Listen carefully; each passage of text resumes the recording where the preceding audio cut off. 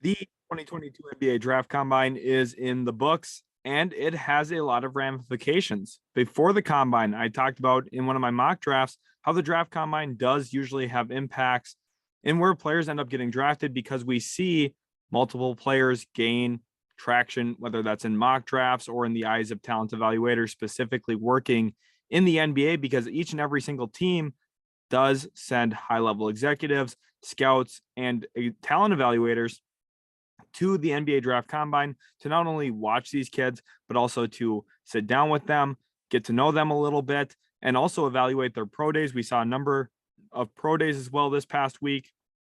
And there's a lot that really does change the actual NBA mock draft process. For me, I feel like throughout the process, I tend to account for what I think players are going to end up finishing at. So for me, not as much changes as we see in typical mock drafts, but stuff still does change. So we're going to talk about my winners and losers from the 2022 NBA Draft Combine. Of course, the winners are going to be people and players who ended up gaining a lot of traction, and then the losers are going to be players who didn't put themselves in positions to gain traction. And as usual, if you guys are new to the channel, hit that subscribe button. Also, leave a like on today's video. If you do enjoy all the hard work going into these, of course, I have been, endlessly watching the NBA Draft Combine, a whole bunch of scrimmage games, a bunch of individual workouts and everything like that. So a lot of work goes in. Hopefully you guys are enjoying. And now let's jump into it moving forward. And moving forward into it now, the first loser I've got here is Leonard Miller from Fort Erie International Academy. And it's not like he had a terrible combine or anything like that, but I think for him, at 18 years old, 6'10", he measured in pretty well. So for where he's at, it didn't look like it was going to be a negative situation. But I feel like in the scrimmages specifically, he just did not stand out to the level that I would have loved to see from him, because you know what I think about him from my scouting profile on the channel. I think he's a player who is rather raw, and had he shined here, he could have probably swung the mindsets of some talent evaluators with the idea that, hey, maybe Leonard Miller could actually become something special down the road, and maybe he could have solidified himself as a first-round draft selection with a really great combine performance. But for me, he just kind of blended into the pack. When you're watching the actual 5-on-5 scrimmage games, he just didn't really stand out. The one thing that I think is worth noting, and I actually tweeted about it on Utility Sports Twitter, so make sure to go give that a follow, link in the description. He does have a reworked base. He doesn't have that strange wide kick that I had evaluated him on from his prep film. But ultimately, still, Leonard Miller for me is a loser just because I don't think he really set himself apart, which I think was more important for him to do than any other prospect this weekend, just given where he's coming from. He has a different path to the NBA. And ultimately, I would not be shocked if he does actually retain his college eligibility and end up signing with either, Arizona with the Wildcats there or with the Kentucky Wildcats. We'll see exactly where he ends up. But I would be surprised if he does enter the actual NBA draft when it's all said and done. So we'll see. Moving on to our second loser, I have Patrick Baldwin out of Milwaukee. And he's another interesting case. He did not participate in combine scrimmages, and he tested really poorly. Now, his measurements were fine, about 6'10", pretty decent wingspan, decent standing reach. Everything was looking good there, but athletically, he tested really, really poorly. In fact, he was, by definition, the worst athlete there when it comes to the athletic performance tests. Only about a 27-inch vertical, which was the lowest at the combine. Also, his three-quarter court speed was not great. Just quite frankly, athletically, did not pass very well. And I think he did lose some draft stock this weekend, specifically with the fact that he did not play during the scrimmages and also just tested so poorly physically. And he was already under a little bit of scrutiny playing for his dad at Milwaukee. He did not light the world on fire at a small school in a small conference where many people thought he could. At Milwaukee, the expectation was that he was going to go there and dominate. And it was funny, I was looking through Twitter back at old tweets when he committed there. And, we had people comparing him to Shaq in terms of the dominance we were going to see from him. Obviously, the play style vastly different, but we just didn't really see that. He averaged 12 points a game for Milwaukee this past year, playing for his father. So we know the opportunity was there. And sure, he's still a draft-worthy player because he is 6'10" and has a pretty smooth jump shot. But ultimately, the ceiling here is maybe turned into a Davis Bertans type, where at 6'10", the lateral mobility is a question mark. His ability to put the ball on the deck's a question mark. Didn't get to see him participate in combine scrimmages. and the physical profile outside of his actual standing height, kind of a concern now at this point for me, for Patrick Baldwin. I think he's a huge loser from the draft combine this week. Just the fact that he tested so poorly with some of the athletic profile traits is not a good sign to me at all.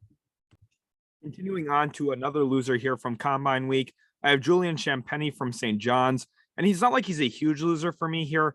Everything in terms of the athleticism, physical profile tested out fine, and actually had a pretty solid first combine scrimmage game. However, his second combine scrimmage game was terrible.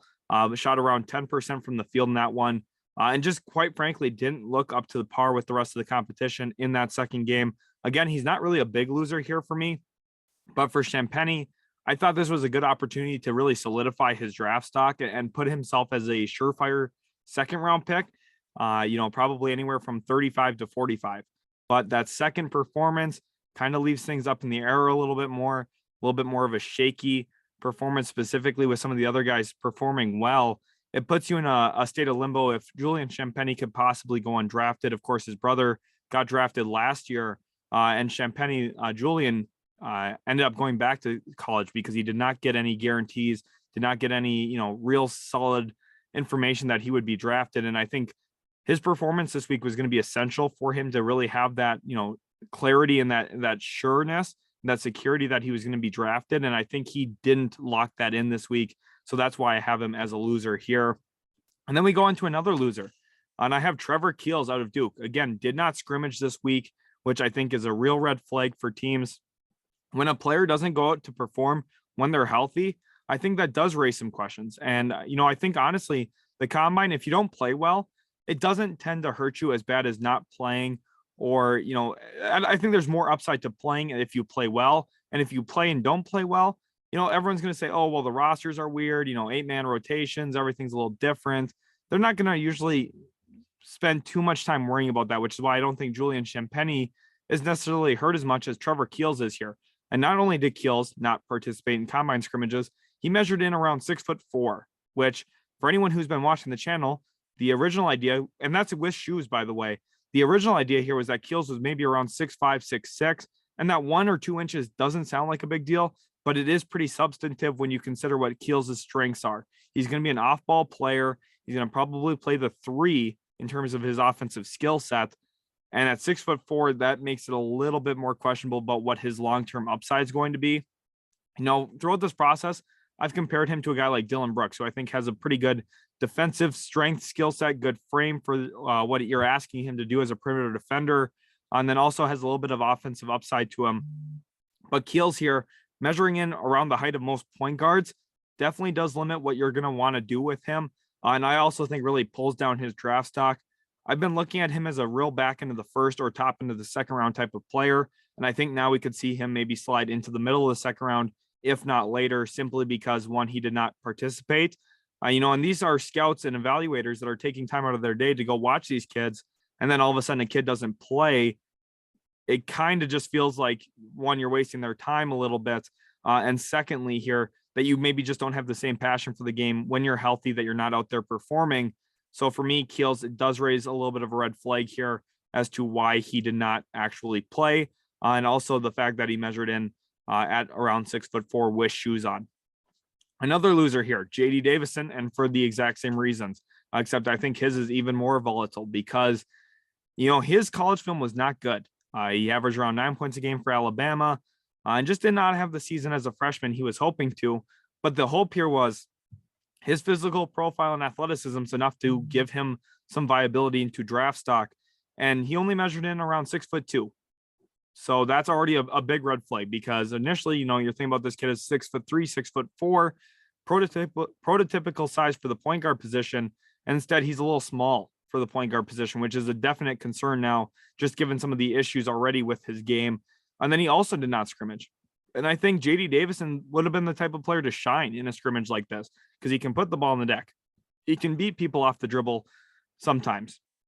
And he's athletic. He could put on a show in an open gym, 5-on-5 type of setting, get a couple breakaway dunks, throw something crazy down like he's capable of. And I think he could have opened the eyes of some evaluators.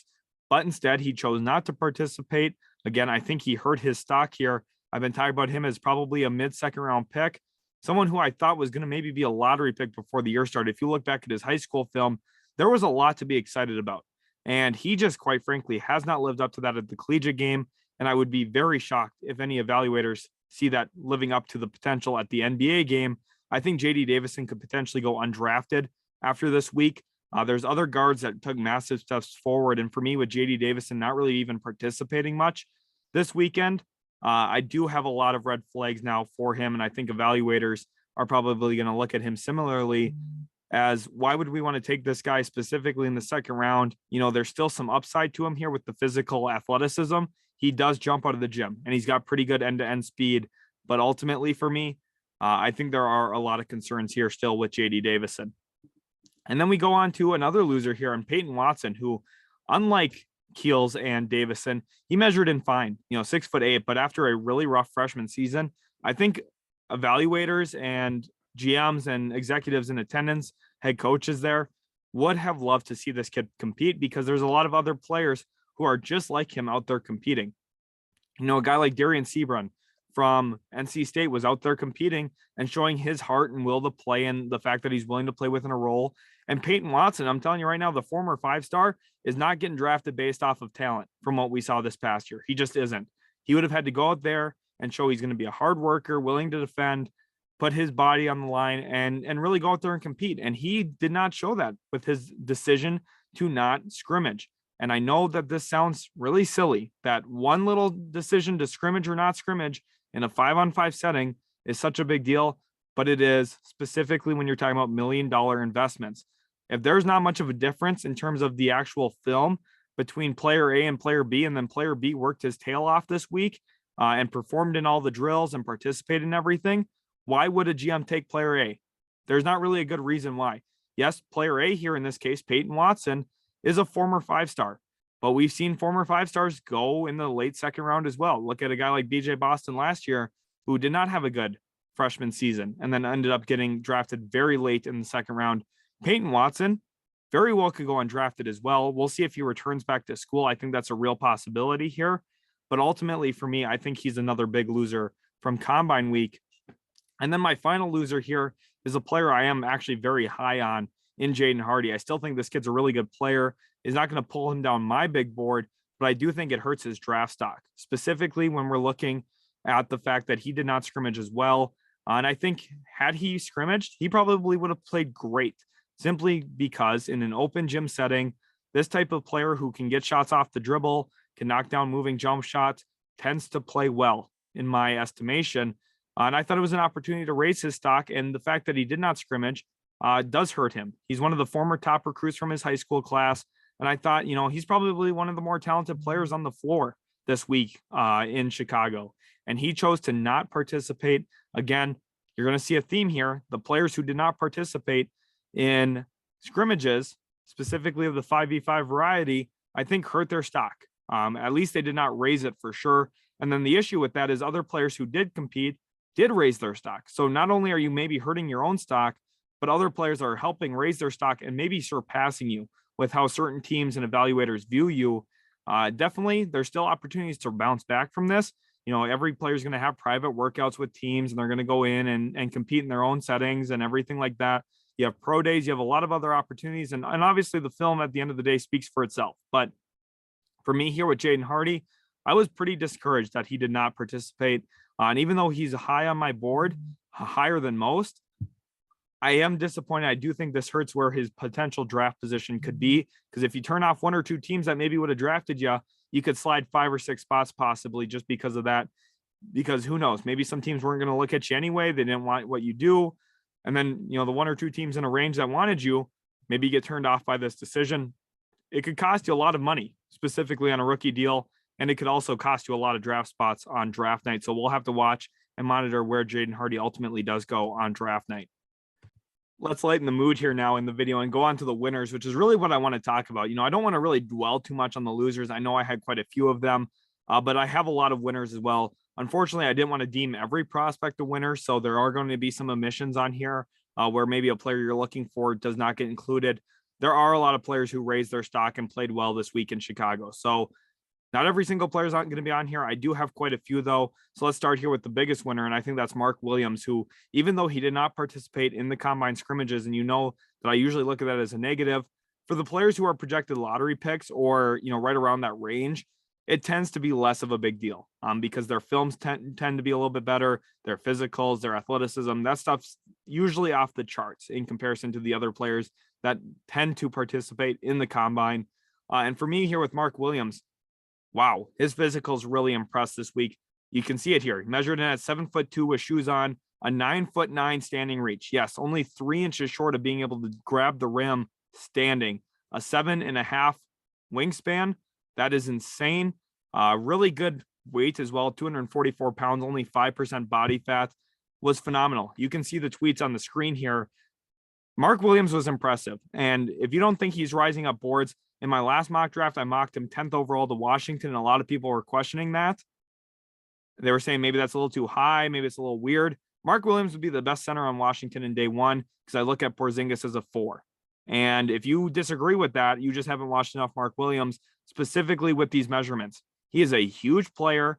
He is someone who is actually fairly talented as a big, can switch out in space, can block shots on all 3 levels, good defensive discipline and timing, and is also someone who is really willing to play into an offensive role that's beneficial for a team when it comes to catching lobs, finishing around the rim, screen and roll guy. He does all the little things you want to do with a center. And I think he's going to be someone who continues to move up boards simply because of his physicals here, and his film matches it as well. He had a great sophomore season for Duke, impacted winning in a high number of ways. And I think that at the draft combine, Mark Williams really solidified his stock and even helped himself quite a bit.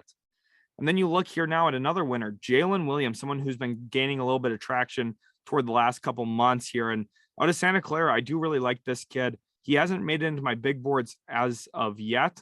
He was right on the cusp, though. He's always been like around 30 to 37-ish. And I think he's starting to gain a little bit more into that top 30, probably going to make it to 30 in my next big board. That's a little bit of a spoiler there for you. But this week he had a huge dunk in transition. You can see the picture of it on screen now. Good overall play in the scrimmages, as a wing with pretty decent size. He's got a good skill set to him. He plays like a guard, but he's got, a wing frame to him. And that tends to, usually help these players when they get to this point of the draft process. Decent skill set with solid frame, tends to play itself pretty well in the NBA. And a lot of evaluators are going to be interested in a player like this simply because of the long-term fit that he could probably provide next to teams. Could play him as a tertiary or maybe even secondary playmaker in certain situations. And then you can also look at him being a pretty good athlete for a roster as well. So Jalen Williams definitely has solidified his draft stock, and I definitely think he should be considered a winner from this week in Chicago. Our next winner now here is Josh Minott from Memphis, and he's another player who I think some people are really, really high on. For me, I'm not so much, but the winners and losers here doesn't necessarily mean they're just winners and losers to me. I'm talking about overall winners and losers, and I think Minott's a big winner here. Out of Memphis this past year, he had a pretty good year, played with tenacity and really executed mostly as a finisher. He only made 2 3-point shots his entire season for the Memphis Tigers. But I think a reason that a lot of people will consider him a winner, and I think he's opened the eyes of some scouts and executives, is because he shot the 3 ball fairly well in some of the 3-point shooting drills while standing at about 6'8". So if you're looking at a player like him who did compete this week in a lot of the scrimmages in comparison to a Peyton Watson, who we talked about earlier as a loser, I think a lot of executives and GMs and talent evaluators right now would prefer Josh Minott over Peyton Watson just based on what we've seen as of recent. Minott doesn't have the 5-star label to him, but he was a pretty good college player this past year who played hard, and he showed that this week in Chicago. And I think a lot of scouts, executives, GMs, talent evaluators, like I said, are going to be more interested in that than a player in Peyton Watson who thinks he's the most talented player, thinks that he is, at this point, someone who doesn't need to go out and show what he can bring to a team. And Minott, he's the definition of a hard worker. He's going to show up to work with, a hard hat on, lunch pail, and be ready to deal business. And for me, Minott here, I definitely think is a winner with how other people are going to perceive him. Then another winner, Quavion Smith out of NC State. This is another example here of a player who did not necessarily help his stock for me, but ultimately did help his stock for a lot of the people who are going to be making decisions, which is always a big thing, right? My big board is not the same as my mock drafts because I'm projecting what people who actually make the decisions are going to do in comparison to what my actual evaluations are. To Quavion Smith, kind of solidified everything I thought about him. When he's a high volume player, he can have a huge impact. And he had a huge impact this week in the NBA draft combine, showcase some of his ability to hit open jump shots, get to the rim, make some plays off the dribble. He's a solid guard. For me, I always had him in that, 30 to 40 range, mostly closer to 40. This he moves up a couple spots for me, but ultimately kind of solidified everything I thought about him. But I think a big part of this week, this is the first time that some of these GMs are watching some of these players. Like, to be honest with you, they don't spend the entire year watching college prospects. They spend most of the year watching NBA guys. And then at this point, this is like catch-up scouting time where they try and find guys that, maybe this would be a sneaky good pickup for us in round 2. And to Quavion Smith, definitely did help himself in that as well. So when it comes to my mock drafts, these will have implications, but for my actual big board, to Quavion Smith's probably not going to be moving up just because I think, again, he solidified everything I had seen from him, specifically one good game to go back and watch if you're interested. NC State versus Purdue this year. To Quavion Smith had a really great game in that one. And I think he really, again, verified and validated everything I saw from him throughout the actual college regular season. And while we're on the topic of NC State, let's stick with another NC State player, and that is Darius Days here from the Wolfpack. And I talked about him a little bit earlier, but he really showcased a lot of great energy, and his athleticism was on full display. Had a few big-time dunks this past week, and also just showed his energy and effort and hustle. And I think some GMs are going to fall in love with the idea of him being, maybe a 7th or 8th guy on a roster. You put him on the floor and let him go muck some stuff up. Put him in there, try and get a few, highlight dunks, let him go and maybe get some work in transition and play physically and play hard. And I think for players like Sebron, this is why the NBA draft combine exists.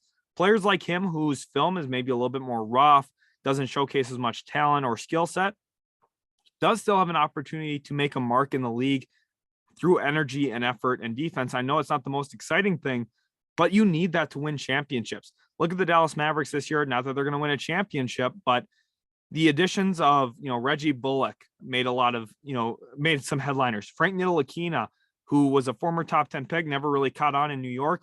He played really meaningful minutes against the Phoenix Suns to get them to the Western Conference Finals.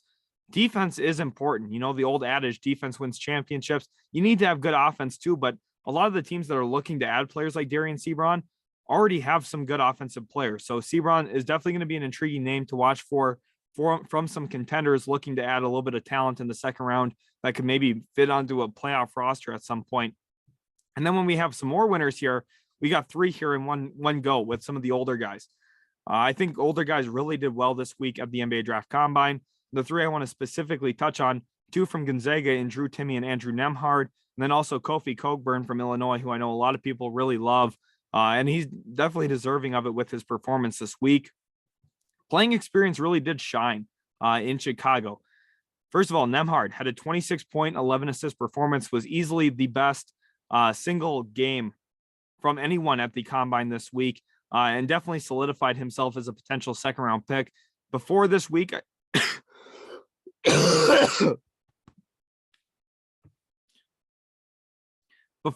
I thought Andrew Nembhard would likely go undrafted, but he really did solidify himself as at least a second-round draft pick. I would still be shocked if he went in the first round, but ultimately his ability to make plays for others and have an impact on the game really showcased itself this past week. And I had talked about it before the Combine. Usually the players that tend to have their stocks increase throughout the NBA Draft Combine are players who can make plays for others and themselves. Andrew Nembhard fits into that category, and he did help himself a lot. And then Drew Timme, my little quote here, looked playable against NBA level talent. I know that sounds like a joke, but it's really not. There was a lot of questions about how Drew Timme's game would translate, and he was one of the better players all week long. Had a variety of nice post moves around the rim, showed some nice passing touch as well, and that was essential for him. Again, a player who maybe would have gone undrafted and maybe finds himself as a worthy second-round selection. It's still possible. No one takes a shot on Timme, but even if that's the case, he'll be a high priority undrafted free agent signing for a team. And the tough thing here is, remember, There's only 58 selections this year because 2 teams got their second round picks stripped. I don't think that was the right decision by the NBA because it ends up punishing 2 of these young players that don't get to have their names called now. I think there's different ways to go about it. Maybe they award those picks to different teams, but ultimately for me here, I think Drew Timme, Andrew Nembhard definitely helped themselves out of Gonzaga. And then Kofi Cockburn was a double machine this week. Had an 11-11 first half type of performance in one of the games, even coming off the bench. Really left a mark, shot very well from the field.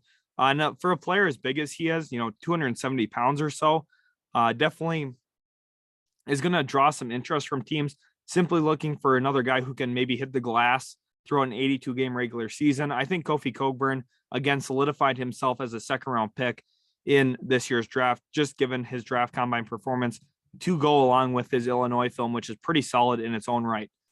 And then we look to another winner here, Darius Days, who has one of the best winning weeks this past week because not only was he at the combine, he was also at the G League Elite Camp and had to earn an invitation to the NBA Draft Combine. And he not only earned it, but then he played fairly well in the actual combine, specifically as a three-point shooter, which is going to be vital for him. 2 years ago, this kid was not a draft prospect. He really wasn't.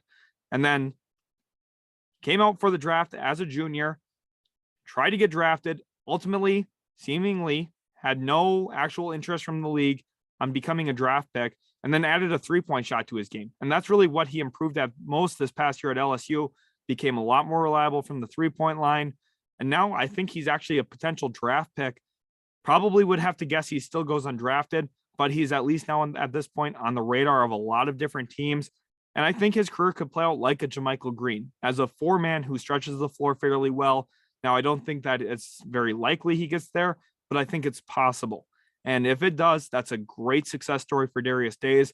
A few years ago, this kid probably couldn't have dreamt of getting drafted in the NBA. And now at this point, I think it's actually a potential outcome. And even if he doesn't, I think he's going to have a pretty solid career ahead of him where he probably sticks on a roster for a few seasons at the very worst case scenario, which is a pretty good outcome again, like I must say, whether that's on a two-way contract or, a few 10 days, Exhibit A contract, whatever it is.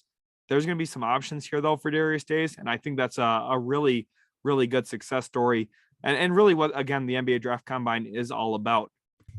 And now moving into my final winner here, and it's a player that I have been extremely high on all draft process long. My viewers who've been watching for a while know this. Hugo Besson.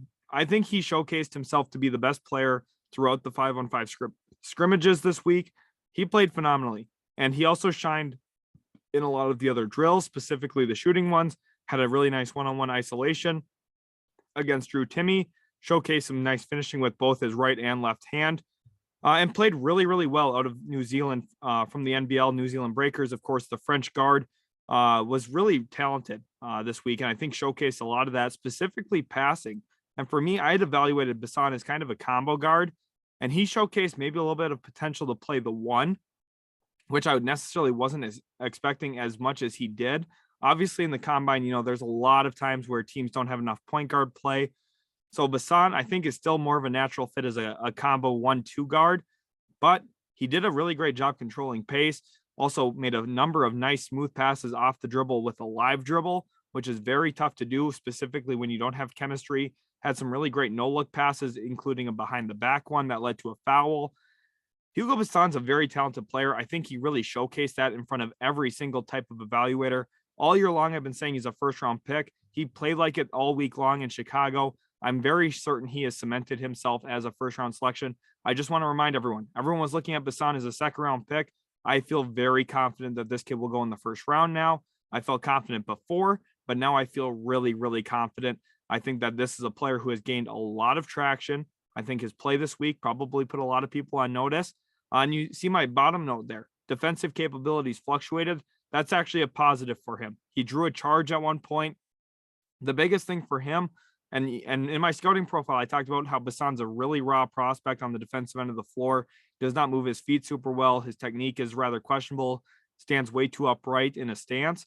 But the fact that he was at least competitive is a big bonus for him this week. And I think it does really help his draft stock as well.